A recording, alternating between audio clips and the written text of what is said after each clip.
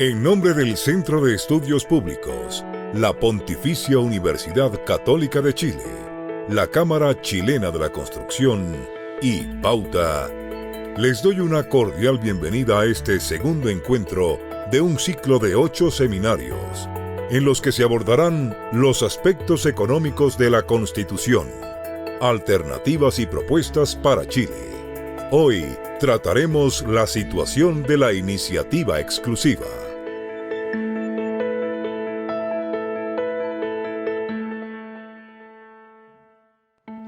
Muy buenos días, ¿cómo están? Les doy la más cordial bienvenida a este segundo encuentro de nuestros ciclos constitucionales. Soy Gabriela Villalobos, soy periodista de Pauta, soy la conductora de nuestro programa Pauta Bloomberg, que es el espacio donde hablamos de negocios, de economía, de finanzas, y hoy tengo el placer de acompañarlos en este segundo capítulo del encuentro en el que analizamos el marco económico de la Constitución. Este es un encuentro organizado por el Centro de Estudios Públicos, por la Escuela de Gobierno de la Universidad Católica, por la Cámara Chilena de la Construcción y por supuesto también por Pauta.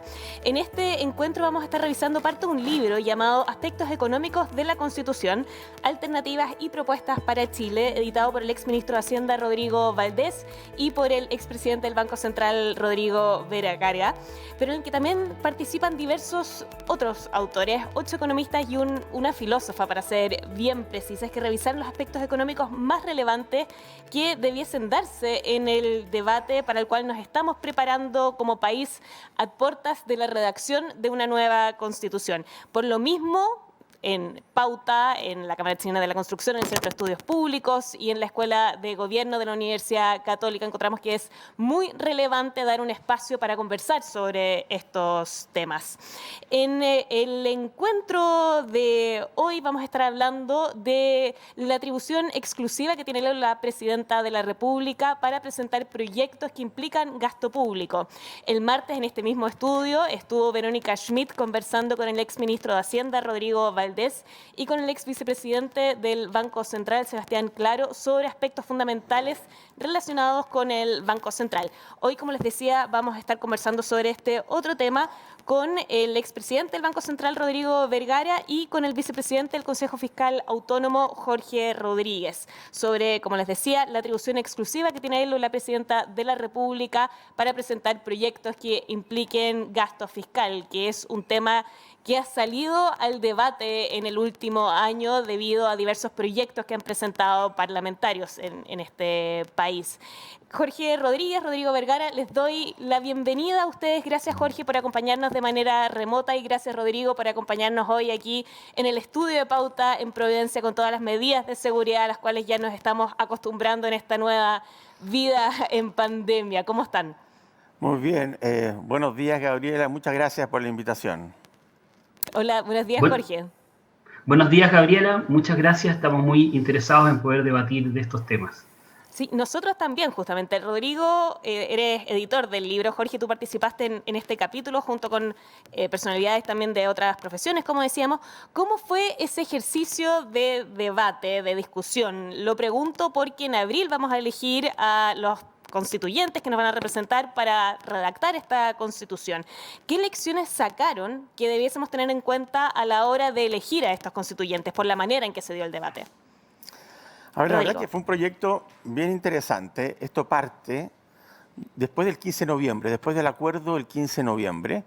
Rodrigo Valdés y yo, la verdad es que estábamos hace un tiempo hablando de distintos proyectos que podíamos hacer juntos. Y bueno, luego del 15 de noviembre surge inmediatamente el tema de la Constitución. Claro. Y dentro de la Constitución, ¿qué temas? Bueno, aquellos en los cuales nosotros tenemos más experiencia, los que conocemos más.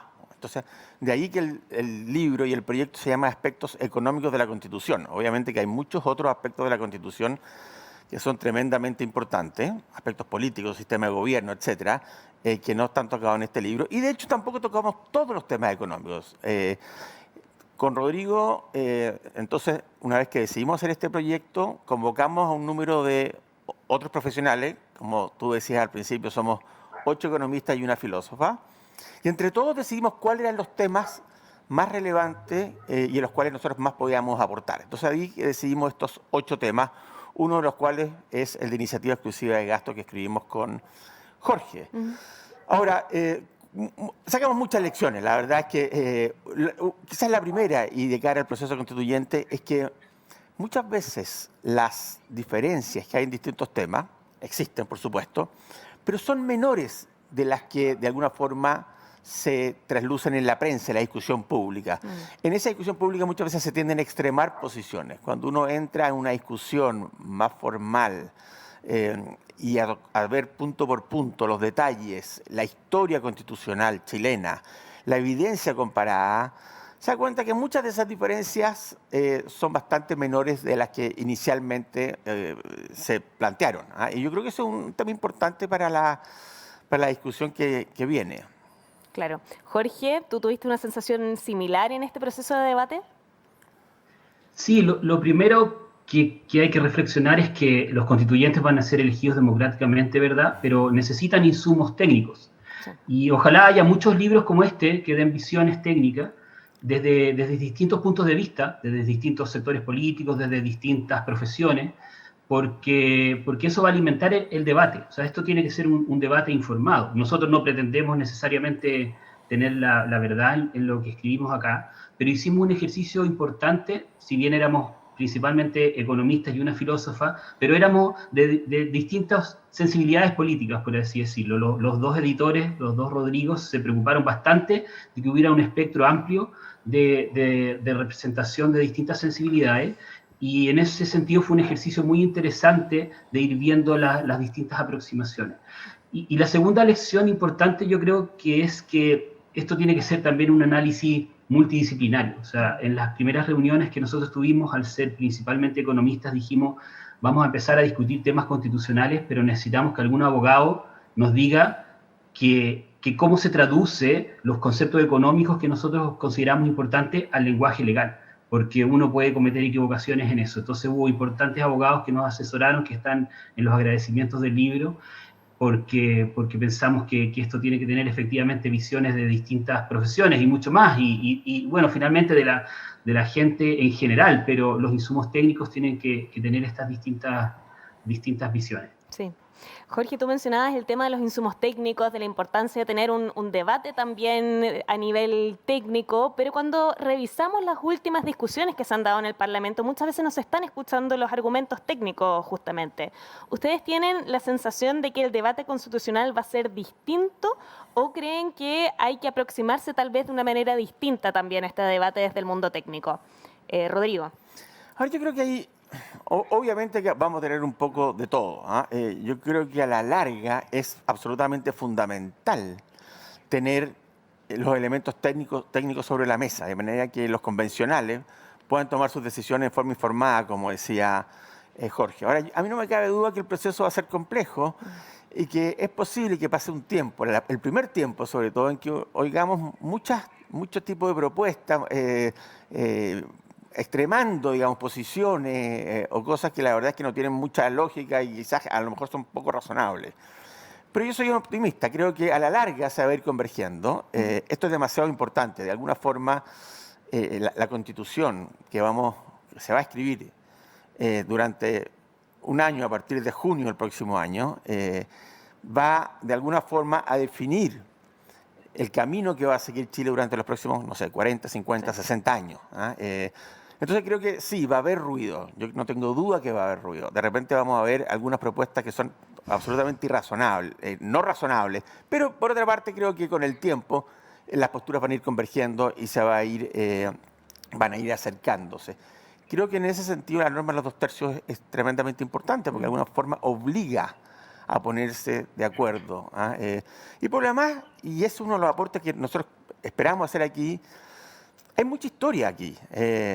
Hay historia constitucional chilena, hay evidencia comparada, entonces tampoco es que... Y obviamente cada país tiene sus propias características, su propia cultura, pero tampoco es que aquí vayamos a inventar algo completamente nuevo. Hay mucho material al cual se puede acudir para ir precisamente construyendo estos acuerdos. Sí. Jorge, desde tu experiencia del CFA, ¿cómo estás viendo ese debate? Bueno, yo creo que los técnicos en las distintas tareas de las políticas públicas están bien desafiados en estos tiempos, porque quizás hace 10 o 20 años las opiniones técnicas quizás no eran tan desafiadas por la ciudadanía, y simplemente se implementaban. Y yo creo que hubo muchas políticas positivas que se han implementado con ese método de trabajo, pero hubo otras que quizás estuvieron con poca sintonía con la ciudadanía. Como se dice comúnmente, quizás algunas políticas públicas de los últimos años les faltó contrastar con la visión de la calle, y por lo tanto los técnicos tenemos que asumir ese desafío, y si queremos hacer una propuesta técnica tenemos que ser capaces de explicarla a la ciudadanía y de convencer a la ciudadanía de que esa política tiene ciertas bondades, o al revés, es decir, demostrar los riesgos de otras políticas que quizás tengan más apoyo popular.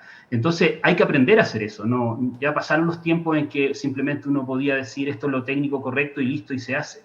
Entonces eso va a estar muy presente en el debate en la Constitución, en el debate en el Consejo Fiscal Autónomo, como mencionas, donde ahora yo soy vicepresidente también. O sea, los temas fiscales quizás son lejanos a la ciudadanía, pero nosotros ahí hemos planteado como un desafío tener que comunicarlo, explicarle a la ciudadanía, por ejemplo, la importancia de tener cuentas fiscales sanas, la importancia de la sostenibilidad fiscal. Parece algo muy lejano para una persona que quizás tiene su trabajo, su puesto en la feria, dice, esto, ¿cómo me influye? Entonces, es un gran desafío, insisto, en poder comunicar de esa forma, y es una tarea para los técnicos. No nos sacamos nada con lamentarnos de que tenemos que emprender esa tarea, sino que tenemos que simplemente poner manos a la obra y aprender a hacerlo.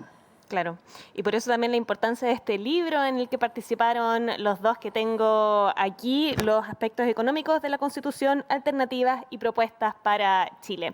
Nosotros hoy día vamos a estar hablando del segundo capítulo de este libro que escribieron en conjunto Jorge con Rodrigo sobre la atribución exclusiva que tiene el presidente para presentar iniciativas que impliquen gasto público. Y para empezar con ese debate, algo muy general, ¿por qué existe en nuestro país esta norma?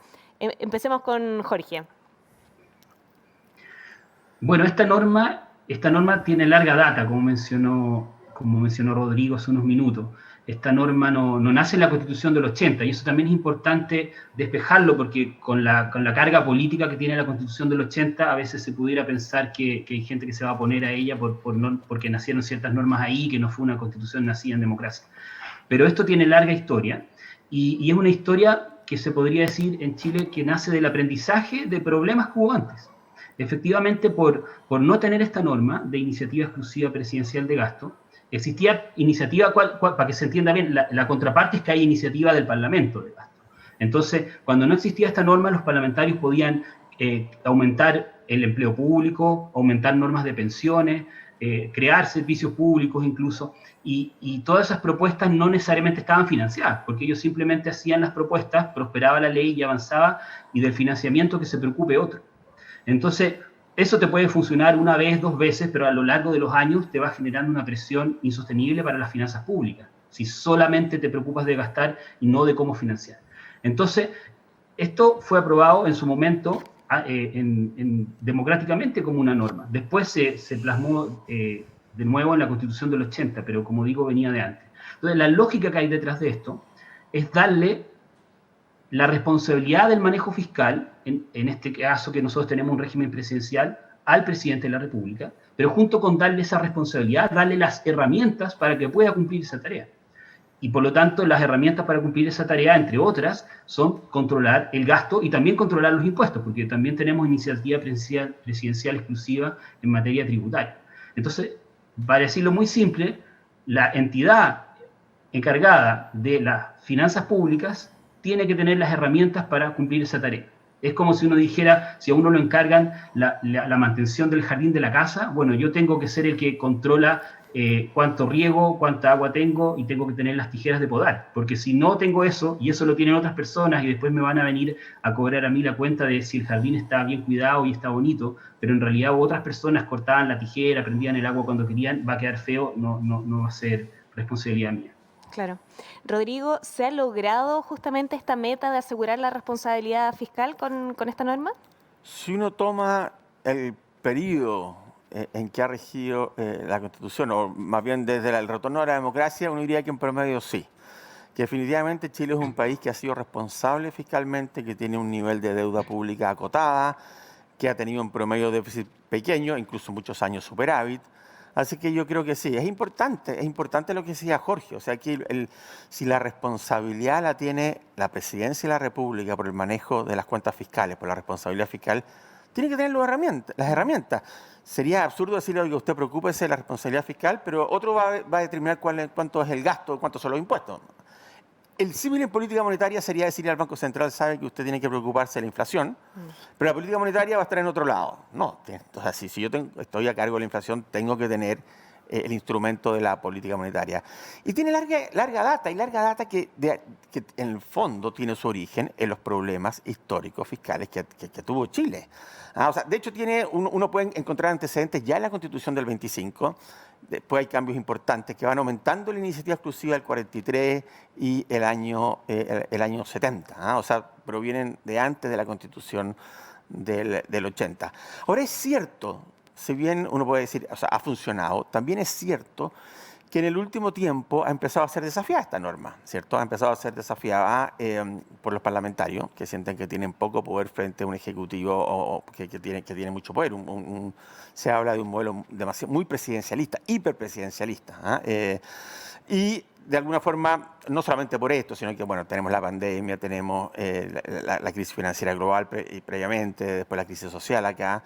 Hemos empezado a tener déficit más alto y la deuda pública ha empezado a subir. Pero insisto, digamos, si uno mira Chile y lo compara con otros países, tanto de América Latina como en general del mundo, tenemos en general un manejo en promedio responsable.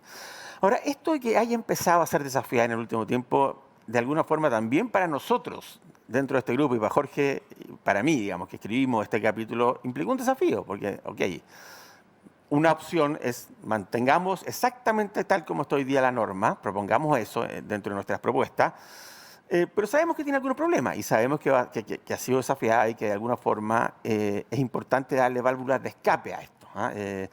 Y de ahí entonces que nosotros proponemos algo que es muy parecido, la verdad que igual a lo que tiene hoy día la Constitución española, que es que se mantenga la iniciativa de gasto en el Ejecutivo, porque nuevamente es muy importante que tenga la herramienta, si tiene la responsabilidad, pero que se le permita a los parlamentarios, porque obviamente no a uno, que haya un cierto grupo mínimo de parlamentarios que puedan presentar iniciativas y que el Ejecutivo tenga que... y ese grupo parlamentario busque el patrocinio del Ejecutivo. Y el Ejecutivo, si decide no patrocinar la iniciativa, tenga que hacerlo por razones fundadas. O sea, finalmente queda la iniciativa en manos del Ejecutivo, pero el Legislativo, el Congreso, tiene la posibilidad al menos de iniciar un debate. Claro, antes de ahondar en esa propuesta, en el capítulo que escribieron junto con Jorge, analizan la experiencia de otros países porque este tema de la atribución exclusiva del presidente a presentar iniciativas que impliquen gasto público no es una receta universal. Hay otros países que tienen experiencias distintas, que tienen normas también distintas. ¿Qué fue lo que mostró ese análisis comparado, Jorge? Efectivamente, nosotros quisimos estudiar experiencias de otros países para ver si esto era un caso raro, el chileno. Lo primero, no es un caso raro. En muchos países existe la iniciativa exclusiva de gasto, pero también la experiencia internacional nos muestra que está muy relacionado con el tipo de régimen político que exista, o sea, régimen parlamentario o régimen presidencial. Entonces, si el régimen es presidencial, hay bastantes casos en que la iniciativa es exclusiva del presidente o presidenta de la República.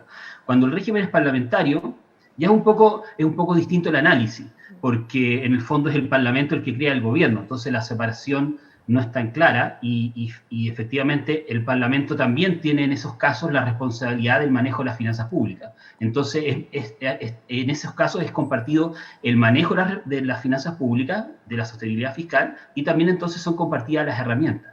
De alguna manera se cumple el principio que mencionaba hace unos minutos, de que aquel que tenga la responsabilidad tenga las herramientas. Entonces, si la responsabilidad efectivamente está compartida, como sucede en un régimen parlamentario, las herramientas también pueden estar más compartidas. Eso muestra la experiencia internacional. Ahora, hay diseños específicos en que dan un poco más de válvulas de juego al Congreso en un régimen presidencial que en otros, y por ahí va un poco la propuesta que nosotros estamos planteando en el capítulo con Rodrigo. Pero para resumir esta parte, no es un caso raro el chileno. Ahora, hay muchos casos en que no ocurre así, por ejemplo, En otros países de Latinoamérica se repite también la norma, pero en otros los ministros de Hacienda la envidian. O sea, les encantaría tener esta norma porque reconocen que tendrían un mayor control sobre las finanzas públicas. Entonces, nosotros lo que hicimos fue ver dónde podíamos buscar algunos ajustes a la norma, porque en lo esencial la queremos mantener, pero que diera un poco de válvula de escape para el intercambio político y las discusiones en Congreso. Sí. Y por ahí va la propuesta que hicimos. Complementando lo que decía Jorge, es muy interesante la evidencia comparada, porque la verdad es que hay casos por todos lados, digamos, ¿cierto? O sea, por una parte, en general, los regímenes presidenciales tienen esta norma tal como es en Chile o relativamente atenuada, pero hay un caso muy importante de presidencialismo, que es Estados Unidos, donde la iniciativa está en el Parlamento, está en el Congreso. Ahora, aún así, el presidente tiene instrumentos muy poderosos para, en el fondo, retomar la iniciativa. Y uno de los principales instrumentos es el veto presidencial. Entonces, igual que acá. Claro, tiene un veto muy significativo. También nosotros nos preguntamos con Jorge, bueno, pero ¿qué pasa en regímenes parlamentarios? Porque en regímenes parlamentarios, como él decía, en el fondo, de alguna forma, el gobierno y el Parlamento se confunden. El Parlamento es el que nombra el gobierno, entonces tendría menos sentido. Y efectivamente hay muchos gobiernos parlamentarios donde no existe esta iniciativa exclusiva, pero notablemente hay muchos en que sí existe. Bueno, yo recién mencionaba España, pero a ver, Canadá, Australia, Francia con régimen semipresidencial también lo tiene. O sea, hay una serie de países que incluso con regímenes parlamentarios semipresidenciales tienen algún tipo de iniciativa exclusiva. Por ejemplo, en Australia, en alguna parte del proceso de la discusión de una iniciativa que implique aumento de gasto, el Ejecutivo, el jefe de gobierno, tiene que patrocinarla. Y si no la patrocina, no sigue su tramitación. Así que bueno, una de las cosas interesantes creo del capítulo es precisamente que discutimos toda esa evidencia internacional. Sí, tú mencionabas el tema del poder del veto del presidente en Estados Unidos. Aquí en Chile el presidente también tiene esta herramienta si es que avanzan proyectos que fueron de iniciativas parlamentarias que implican gasto público, también puede acudir al Tribunal Constitucional, pero en la práctica parece que ya no es políticamente viable esto, ¿o sí, Rodrigo? Bueno, yo creo que políticamente viable es. Un poco pasa lo mismo que habíamos dicho previamente, se ha desafiado, pero están esos dos instrumentos, está el veto presidencial y está la posibilidad de acudir al Tribunal Constitucional. Y eso ha estado presente durante todo este año, pero efectivamente, en el último año la política se ha puesto compleja, digamos, y por lo tanto han empezado a ser desafiados esto. En todo caso, los instrumentos sí están. Sí. Y esta máxima de la que hablabas tú, Jorge, de que el que tiene la responsabilidad, el manejo de la billetera, también tiene que tener las herramientas para eso. ¿Está en entredicho actualmente, después de todas las iniciativas que hemos visto en este último año de iniciativas parlamentarias? Bueno, en el papel las herramientas las sigue teniendo el presidente de la República. El contexto político ha hecho que, como decías tú, quizás sea más complejo usarlas, pero las normas no han cambiado. Entonces, las normas siguen siendo las mismas, pero como hemos dicho, están desafiadas. Entonces, eso nos lleva a otra reflexión importante que yo creo que sacamos de haber hecho este libro, que es que unas cosas son las normas escritas y otras cosas es cómo operan. Nosotros también hemos tenido comportamientos de responsabilidad fiscal antes de tener, por ejemplo, una ley de responsabilidad fiscal. Antes de tener una norma de balance estructural, nosotros en los 90 ya teníamos ciertas prácticas de buena responsabilidad fiscal. Después las ratificamos en leyes y en normas. Entonces, ahí está el ejemplo contrario. Uno puede tener buenas prácticas sin necesariamente las normas, pero también uno puede tener las normas y simplemente no cumplirlas. Entonces, eso también es un mal equilibrio. Si nosotros, por ejemplo, siguiéramos a rajatabla defendiendo esta norma, pero no se va a cumplir, eso es peor que tener una norma que dé un poquito más de flexibilidad, pero que sí genere el consenso político para cumplirla. En los 90 y en los 2000 esta norma se respetaba y se cumplía. Incluso los parlamentarios siempre han presentado ciertas mociones inadmisibles, pero en los pasillos ellos te reconocían antes que era para un gesto político. que ellos sabían que le iban a declarar la moción parlamentaria inadmisible porque generaba gasto público, pero que ellos querían dejar el punto político y eventualmente ver si el gobierno sabría negociar. Pero paraban ahí. Pero con los tiempos actuales, las normas han ido avanzando y han ido siendo aprobadas en algunos casos. Entonces, esa realidad cambió y uno tiene que reconocer que esa realidad cambió. No creemos nosotros que simplemente escribir la norma en la Constitución va a asegurar que se cumpla. Porque puedes terminar después todos los días en el Tribunal Constitucional o en el ente que lo reemplace, y eso tampoco es la idea. O sea, tener una norma que esté permanentemente desafiada no va a dar el equilibrio y la estabilidad que uno busca. Entonces es preferible, y ese es el espíritu que quisimos buscar, tener una norma un poco distinta, quizás que dé un poco más de juego, pero que sea de consenso y se respete. Claro. Rodrigo. Esa es otra de las cosas importantes, yo diría, una de las lecciones que también obtuvimos de este trabajo, un trabajo que duró un año. Muchas veces la letra de la Constitución o de las leyes, o sea, dicen una cosa que uno entiende de una forma, pero la práctica, la implementación puede ser algo distinta. Quizá un caso interesante, por ejemplo, que vimos fue el caso francés. Cuando leímos por primera vez la Constitución de Francia en esta materia, dijimos, bueno, iniciativa exclusiva exactamente igual a Chile. Pero la verdad que puedo averiguando y metiéndolo un poquito en cómo funcionaba, tienen una válvula de escape, una pequeña salida. Los parlamentarios pueden presentar iniciativas de gasto y también de reducción de impuestos, pero tienen que compensarla, o sea, tienen que financiarla. ¿Okay? Es decir, si yo digo, y no solamente tienen que compensarla en general, sino que tienen que financiarla con una partida que sea de la misma partida del aumento de gasto. Por ejemplo, si yo propongo, soy parlamentario, supongamos, y propongo, o un grupo parlamentario, proponen aumentar el gasto en educación primaria en 100, conjuntamente con eso tienen que decir cómo lo van a financiar en términos de reducción de otro gasto, no en términos de reducción de aumento de impuestos, sino que en términos de reducción de otro gasto, pero también ese gasto tiene que estar dentro de la partida de educación. Entonces ahí tenemos distintas prácticas que son interesantes. Sí, estamos conversando en estos minutos con Rodrigo Vergara, expresidente del Banco Central, y con Jorge Rodríguez, vicepresidente del Consejo Fiscal Autónomo e investigador también asociado de la Escuela de Gobierno de la Universidad Católica. Estamos conversando sobre uno de los capítulos de este libro, Aspectos Económicos de la Constitución, Alternativas y Propuestas para Chile. Estábamos analizando recién el segundo capítulo, que tiene que ver con la iniciativa exclusiva que tiene el presidente para presentar proyectos que impliquen gasto público. Jorge mencionaba que esto obedece a una máxima, que el que tenga la billetera el que pone la cara al final por el gasto también tiene que tener las herramientas para poder controlarlo. Y Rodrigo, mencionabas que hay que entregarles algunas válvulas de escape a los parlamentarios como para que esta norma también tenga algún tipo de trascendencia en el tiempo. No sé si entendí eso bien. ¿Cuáles son los mecanismos que están proponiendo? Bueno, el mecanismo específico que proponemos es que un grupo parlamentario, por ejemplo, se juntan 10, 15, 20%, habría que definir el porcentaje exacto, pueda presentar iniciativas que impliquen aumento de gasto, pero que tengan que tener en algún momento, y lo mejor es que lo antes posible, porque si avanza mucho la norma es más difícil, el patrocinio del Ejecutivo. Y si el Ejecutivo la rechaza, tenga que rechazarla por motivo fundado. Y si la rechaza por motivo fundado, entonces llega a la mesa de la Cámara o a la mesa de la Comisión, que inmediatamente tiene que declararla inadmisible. ¿Por qué es una válvula de escape? Porque uno podría decir, bueno, pero finalmente entonces queda la iniciativa en manos del Ejecutivo. Y nosotros pensamos que es bueno que así sea. Porque hoy día esas iniciativas en teoría no se pueden presentar.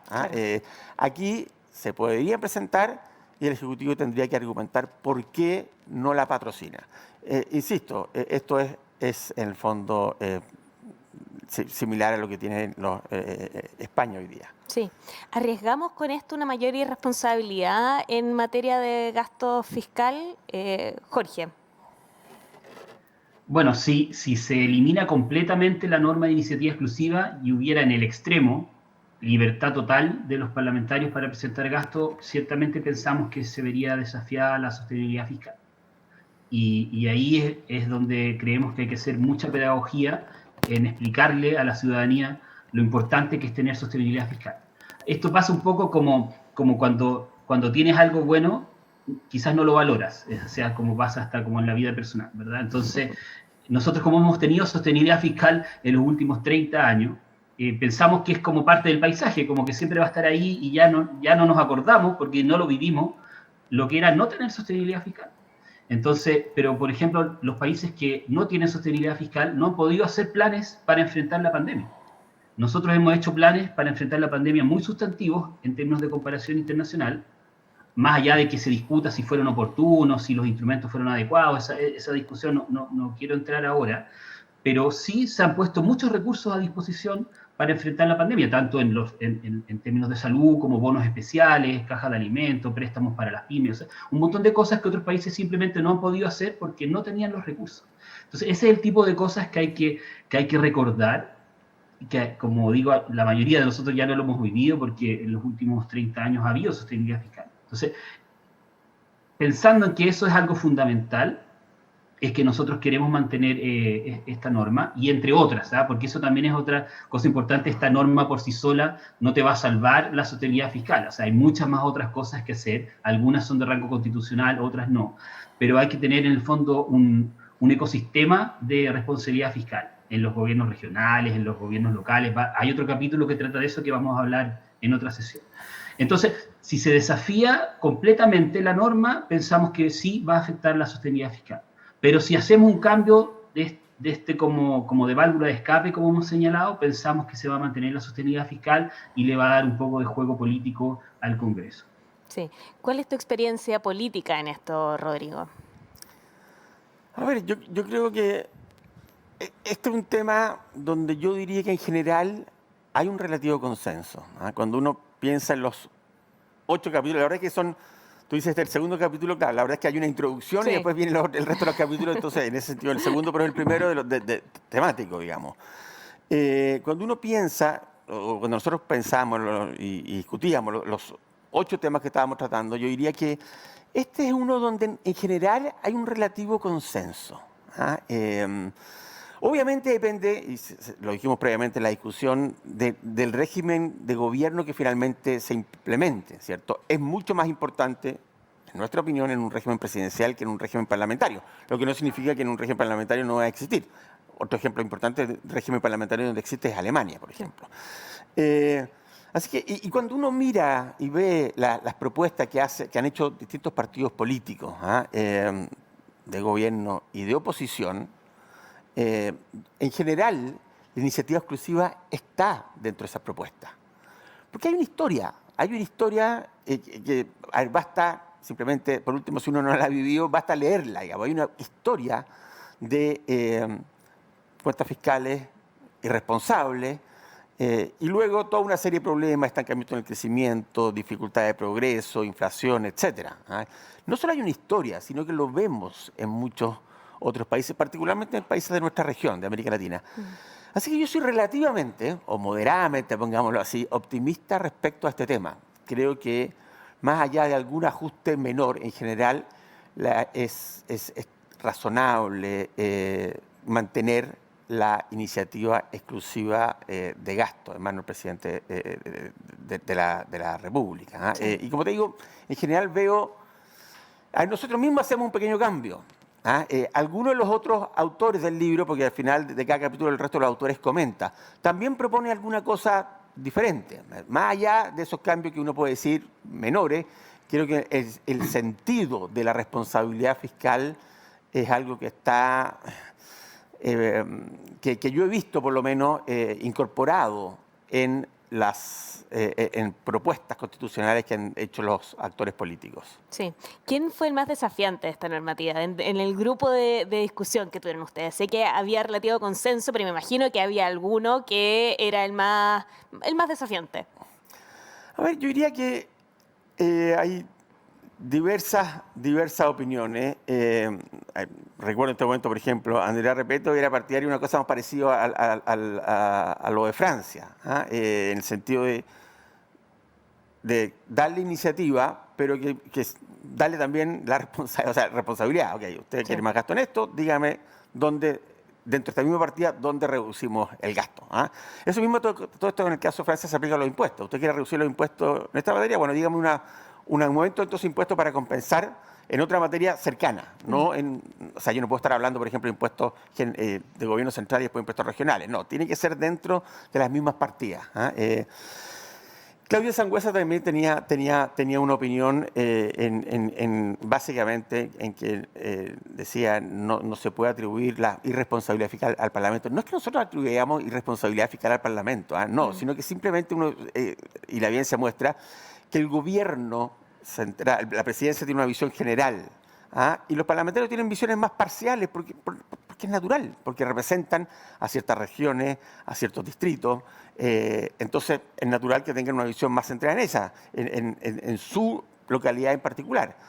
Y si sumamos todo eso, finalmente podemos terminar en cierta irresponsabilidad fiscal. Así que yo diría que eso eran algunas de las discusiones que hubo dentro del grupo.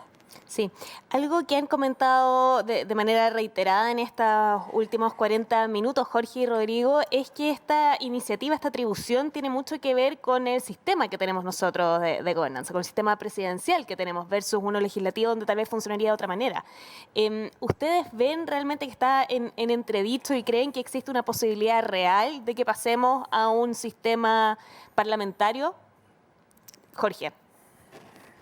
Bueno, ese es un tema que efectivamente está en ciertos círculos. Hay propuestas de pasar a semipresidencial. No he visto algunos cambios tan radicales como de pasar a parlamentarismo, pero válidamente se puede plantear.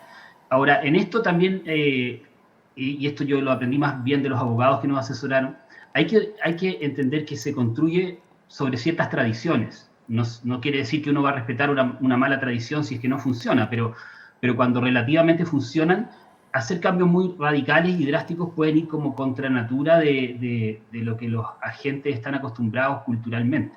Entonces, pasar a un régimen parlamentario en Chile, al menos yo lo veo muy improbable porque no estamos acostumbrados a ello. Ni siquiera entendemos, yo creo bien, todo lo que significa.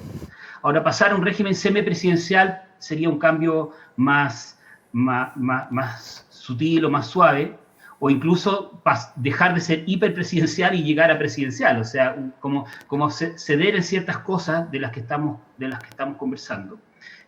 Probablemente sí va a estar en la discusión.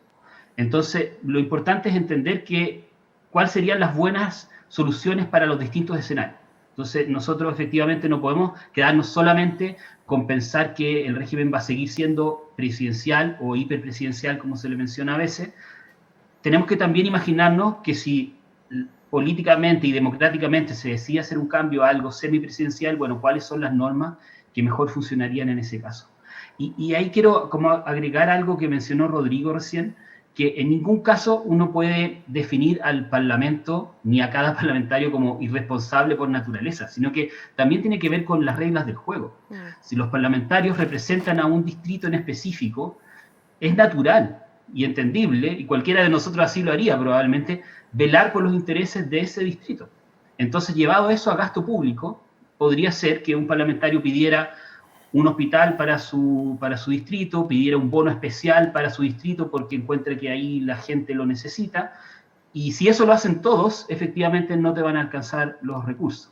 Entonces, por eso el gobierno es el que tiene la visión general de país, en un país unitario, que eso también es algo que uno eventualmente podría discutir en la Constitución, pero pensamos que eso tampoco va a cambiar. Entonces, en un país unitario es el gobierno central el que tiene la visión completa y por lo tanto puede entender los equilibrios fiscales agregados. Los parlamentarios van a fijarse en su propio distrito. Y la sumatoria, entonces van a decir, mira, que si yo le doy un bono especial a la gente de mi distrito, eso no te hace insostenible las cuentas públicas. Y es verdad, pero si eso ocurre en todos los distritos, sí lo hace insostenible. Entonces, ese es el juego que hay que entender. Y ese juego hay que entenderlo si va a ser un régimen presidencial, semipresidencial o en el extremo parlamentario. Y entonces pensar cuáles son las reglas más adecuadas para que exista sostenibilidad fiscal en cada uno de esos escenarios. ¿Cuáles serían las reglas más adecuadas si pasamos a un régimen semipresidencial, Rodrigo? Es interesante esa pregunta y nosotros tratamos de hacerla en muchos de los capítulos porque perfectamente puede cambiar. Yo he dicho públicamente que a mí me seduce un régimen parlamentario. Creo que tiene muchas virtudes, obviamente que no es perfecto, ningún régimen es perfecto completamente, digamos. Pero también entiendo que culturalmente puede ser un cambio brusco. Acuérdate que en un régimen parlamentario los electores, la ciudadanía, no elige directamente al jefe de gobierno, sino que elige a los parlamentarios, a su vez el grupo mayoritario, elige al jefe de gobierno. Entonces quizás culturalmente sería complejo decirle a la ciudadanía, no, usted no va a elegir directamente al presidente, sino que va a ser un sistema distinto. Y ahí entonces surge el semipresidencialismo. Yo, a ver, en particular, en esta norma de iniciativa exclusiva, yo diría que si bien es menos apremiante en un régimen semipresidencial o parlamentario que en un régimen presidencial, yo creo que igual es importante tenerla.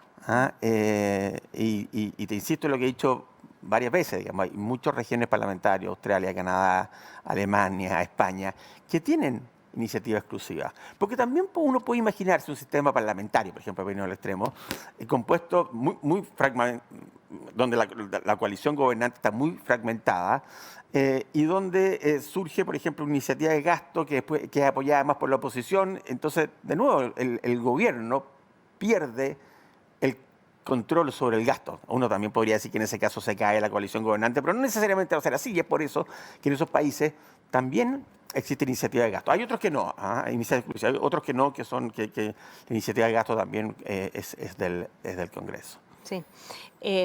Mencionábamos justamente uno de los cambios profundos que se pueden venir en esta Constitución. Un cambio que tal vez no es tan profundo, pero que sí ha sido bastante debatido, es el del Tribunal Constitucional, que justamente en esta norma de darle al presidente la atribución exclusiva de presentar proyectos que impliquen gasto público es bastante relevante, porque es una herramienta para frenar algunas iniciativas de origen parlamentario. Si está en entredicho la figura del Tribunal Constitucional, ¿se debilita también esta normativa? Jorge. Bueno, en general, si uno tiene una constitución y quiere que se cumpla, tiene que haber alguna instancia donde se recurra para evaluar en algunos casos si se está incumpliendo o no cualquier norma. Entonces, esta norma, sin duda, requiere una instancia decidora, una tercera instancia, donde se puede evaluar si es que se está siendo violada la norma. Sí, entonces, la discusión en realidad no es, creemos nosotros, si es que debiese haber un tribunal constitucional tal como el que está ahora, con las atribuciones que está ahora, porque no nos metimos en esa discusión, pero sí pensamos que tiene que haber una instancia donde esto se evalúe. Entonces, el problema es que si esto se cruza con una discusión política de cómo se nombran los miembros del tribunal, o si tiene atribuciones para revisar control preventivo de ciertas normas, eso es como de otro tipo de análisis, muy relevante en todo caso, pero que nosotros, como digo, no profundizamos en este capítulo. Pero para resumir, sí tiene que haber alguien que decida si es que se violó o no la norma. Sí. ¿Coincides con esto, Rodrigo? ¿Fue algo que conversaron cuando...? Absolutamente. Nosotros no entramos en el tema del Tribunal Constitucional, es un tema, bueno, obviamente que es muy relevante. O sea, la verdad es que hay muchos temas muy relevantes que obviamente que nosotros no los podemos cubrir todos. Decimos, como decía al principio, cubrir aquellos más relacionados directamente con la política económica, pero obviamente esto tiene un efecto. Tiene que haber una instancia que de alguna forma defina competencias o arbitre en esta materia. O sea, más allá entonces del Tribunal Constitucional, que no tratamos ese aspecto específico, creo que una cosa que nosotros decimos en este capítulo en particular, que es importante que esto se defina, ojalá lo antes posible, luego de la presentación de la ley. En España, por ejemplo, así, en Alemania no. En Alemania puede ser en cualquier momento la tramitación de la ley. Pero uno se puede imaginar que, por ejemplo, una iniciativa parlamentaria de aumento de gasto que no va directamente a la mesa y al Ejecutivo para patrocinarlo, no, y que avanza durante su tramitación, en la medida que ese avance sea mayor, luego va a ser políticamente más difícil frenarla. Entonces, como principio, más allá de quién y cómo se hace, digamos, a pesar de que el Tribunal Constitucional es como una instancia natural, tiene que ser al principio. Por eso nosotros proponemos que efectivamente esa iniciativa vaya inmediatamente a la mesa de la Cámara respectiva la manda inmediatamente al Ejecutivo y el Ejecutivo tiene que tomar una decisión fundamentada si es que la patrocina o no la patrocina, ¿no? Entonces, creo que es importante como principio. Sí. En estos últimos 47, 48 minutos que llevamos de conversación hemos hablado mucho de la importancia que tiene esta atribución y también de la importancia de este debate de mantener también la herramienta de la atribución exclusiva. Jorge, tú mencionabas un tema bien relevante que era el de la educación sobre sostenibilidad fiscal. Me lo anoté porque me pareció interesante para discutirlo. ¿Cómo se puede dar ese proceso de educación sobre la importancia que tiene para la sociedad ser responsables con el gasto para tener un gobierno sostenible?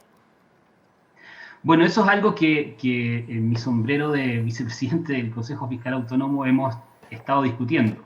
No está en el libro, no es una de las materias que tratamos en el libro, pero pensamos que esta institución del Consejo Fiscal, que fue creado hace poco más de un año, es una de las tareas que quizás tendría que empezar a desarrollar. Es una institución nueva, muy pequeña, y por lo tanto quizás todavía no ha podido hacerlo con esa fuerza. Pero ahí podría haber como un ente institucional encargado de eso.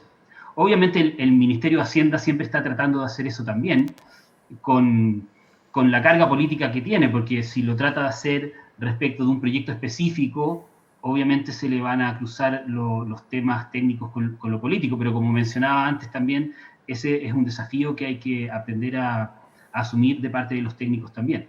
Entonces, es difícil porque nadie aprende de la experiencia ajena. O sea, uno puede repasar la historia, mostrar los problemas que tenía Chile cuando tenía insostenibilidad fiscal, aprender eso de la historia, pero si uno dice, bueno, pero eso pasó hace 40, 50, 60 años, no lo logro imaginar.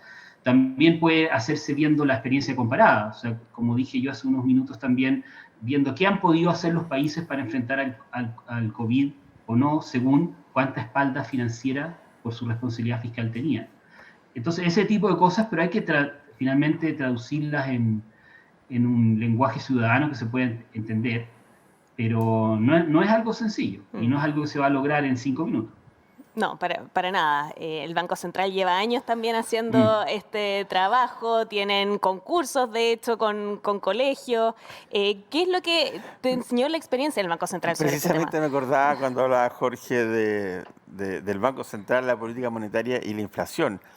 Es difícil convencer, persuadir a la gente de la importancia de un Banco Central autónomo, la importancia de la inflación baja, cuando ha vivido toda su vida con inflación baja y la toma como un hecho que está ahí, que es inamovible, quizás como la cordillera de los Andes, no va a cambiar. Entonces, bueno, lo único que puedo decir es que es difícil introducir estos conceptos. Bueno, en todo caso está la historia, está la evidencia de otros países. Uno, digamos, de alguna forma puede tratar de transmitir eso a través de esa forma. Sin embargo, debo reconocer que no es fácil, particularmente en generaciones que han estado acostumbrados a responsabilidad fiscal, ¿cierto? A que el país, de hecho, tenga muy baja deuda en promedio, y generaciones que están acostumbrados a inflaciones bajas. Chile tiene en los últimos 20 años una inflación promedio de 3%, que es también su meta. Entonces, hoy día, una cosa interesante, hoy día uno ve las encuestas y la inflación no está entre los principales problemas y preocupaciones de la ciudadanía. Si uno veía esa misma encuesta a principios de los 90, en el retorno de la democracia, la inflación estaba dentro de los problemas, estaba dentro de los principales problemas. Entonces, bueno, el esfuerzo tiene que hacerse, pero coincido en que es complejo. Sí, bueno, por lo mismo, les agradezco muchísimo haber sido parte de este encuentro hoy. Este libro que escribieron es parte importante también del debate, estos encuentros que estamos realizando también. Espero que contribuyan al debate público. Jorge Rodríguez, vicepresidente del Consejo Fiscal Autónomo, investigador asociado de la Escuela de Gobierno de la Universidad Católica. Gracias por haberte conectado hoy con nosotros para acompañarnos en esta conversación. Rodrigo Vergara, muchas gracias por habernos acompañado acá de manera física en nuestros estudios de Pauta. Muchas gracias, Gabriela. Gracias por la invitación. Gracias a ti. Gracias, Jorge. Muchas gracias, Gabriela. Un gusto. Igual. Les agradezco también a ustedes que se conectaron hoy en esta transmisión en conjunto con el Centro de Estudios Públicos, con la Escuela de Gobierno de la Universidad Católica, con la Cámara Chilena de la Construcción y también organizado por Pauta. Yo me despido hoy, pero los dejo invitadísimos para un nuevo capítulo que se va a llevar a cabo en enero, donde vamos a estar conversando sobre la importancia de la propiedad privada, una piedra angular en nuestro sistema económico actual. Hasta una próxima ocasión. Muchas gracias por haberse conectado hoy con nosotros.